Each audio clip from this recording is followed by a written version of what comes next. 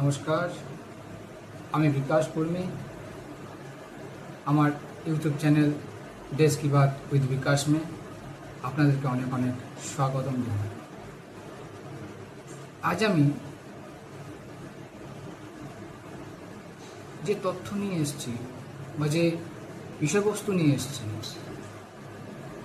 সেটা আমাদের বাংলার রাজনীতি। সত্যি অবাক লাগছে। যে দল দীর্ঘ 15টি বছর ধরে শাসন করলো বাংলার বুকে, সে দল পরাজিত হতে না হতেই, সরকার থেকে বেরোতে না বেরোতেই তার দলের অধিকাংশই নেতা কর্মীরা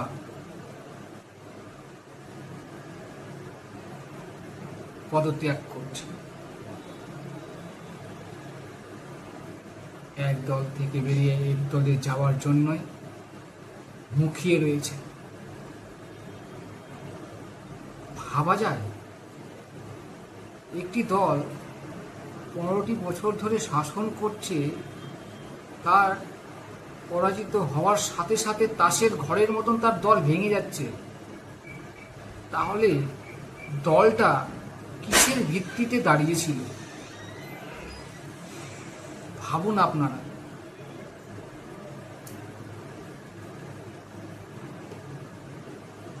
এই দল যে ভারতবর্ষের একটা ইতিহাস সৃষ্টি করতে চলেছে। কিসের ইতিহাস? বাংলা থেকে বা ভারতবর্ষের রাজনীতি থেকে মুছে যেতে চলেছে। আগামী দিন এই দল থাকবে কিনা সেটা একটা ভাববার বিষয়। ভাবা যায়, যে দলের মোটামুটি 28 বা 29টা লোকসভার এমপি, সে দল নাকি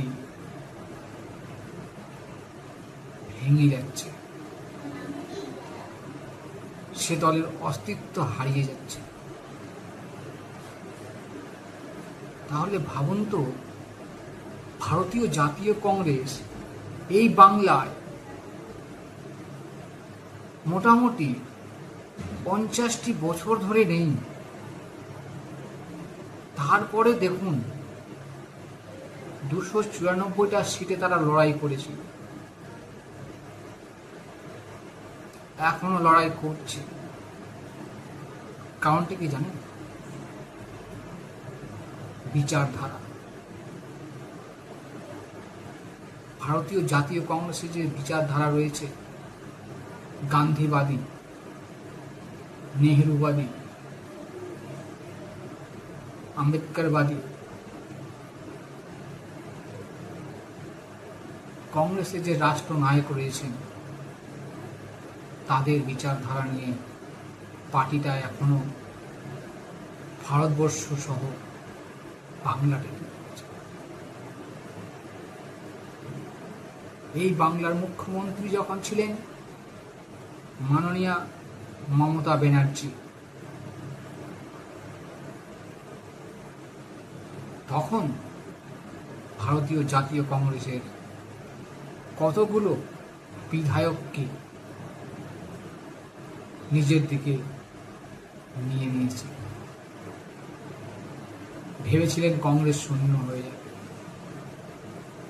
কংগ্রেস শেষ হয়ে যাবে, কিন্তু কংগ্রেস শেষ হয়নি। কংগ্রেসের নেতাকর্মীরা এখনো রাজ্যের প্রতিটি প্রান্তে, প্রতিটি গ্রামে, প্রতিটি অঞ্চলে রয়েছে। সিট না জিততে পারি আমরা, কিন্তু মাথা উঁচু করে ভারতীয় জাতীয় কংগ্রেসের কর্মীরা লড়াই করে, ভেঙে পড়ে না, হারিয়ে যায় না। তাই বলি সময় কথা বলে, সময় ঊর্ধ্বে কেউ নয়। আজ ভারতীয় জাতীয় কংগ্রেসকে যারা সাইনবোর্ড করে দেবে, সাইনবোর্ড বলেছিল, তারা আজ ভারতীয় জাতীয় কংগ্রেসের তারগোড়ায় দাঁড়িয়ে আছে।